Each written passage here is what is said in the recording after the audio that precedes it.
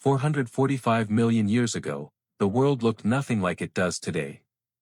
There were no trees, no flowers, not even a blade of grass on land.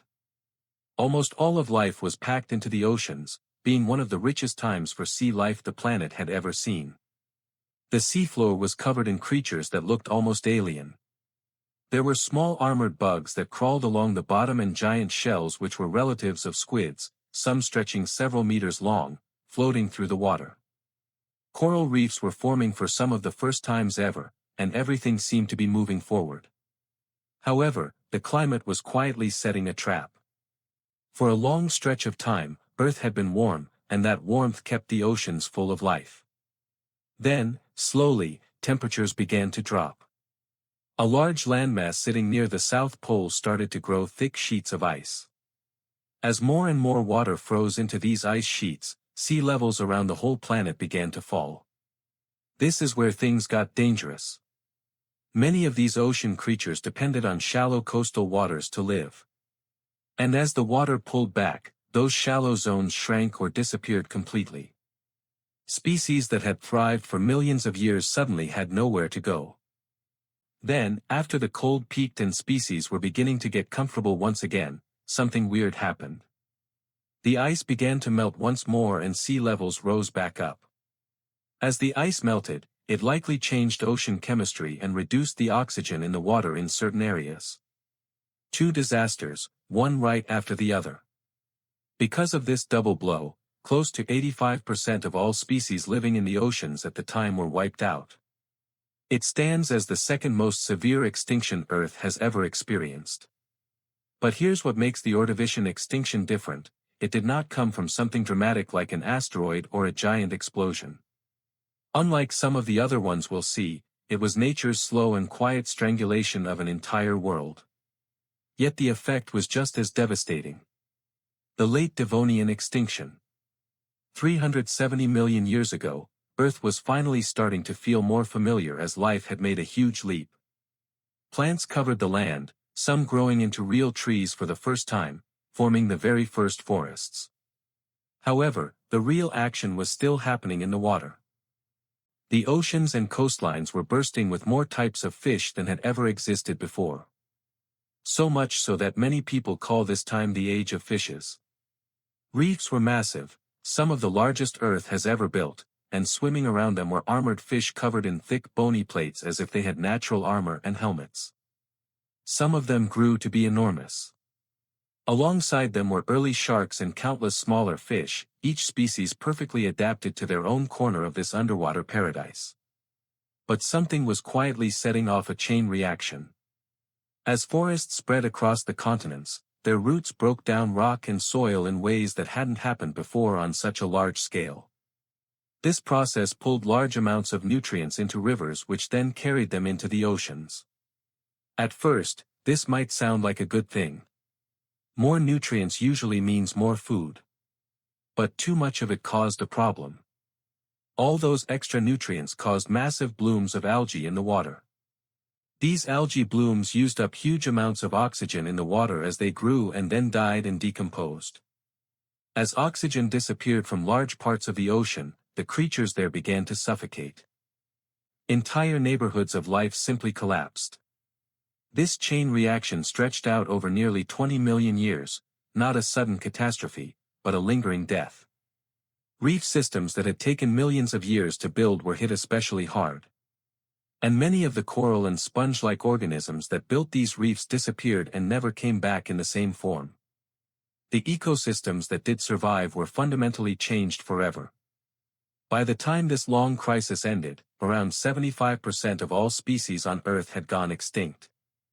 And yet, life on land, those early trees and the insects living among them, continued on, waiting for their turn. The Permian-Triassic extinction, the Great Dying.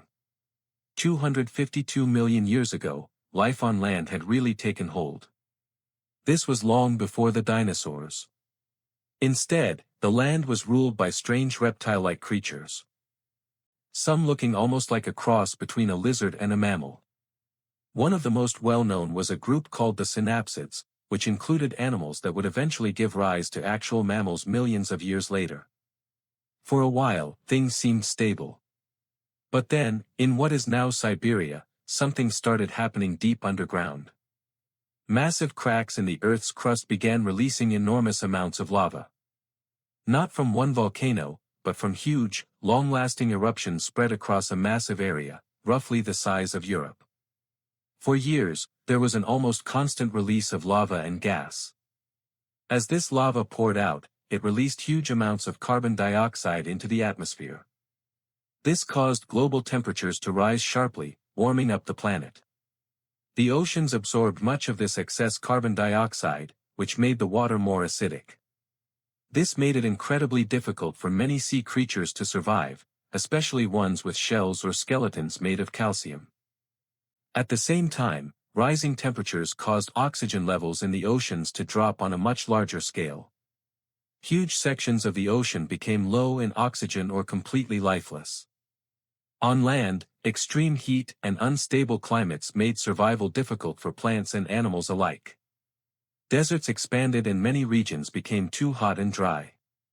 Volcanic winters followed scorching summers. Everything that could be stressed was stressed. All of this caused a collapse of ecosystems across the entire planet. By the end of this event, around 90 to 96% of all species on Earth had disappeared. This makes it by far the most severe extinction in Earth's entire history, the Great Dying. It took millions of years for life to recover. The Triassic-Jurassic extinction. 201 million years ago, Earth was slowly filling back up with new forms of life.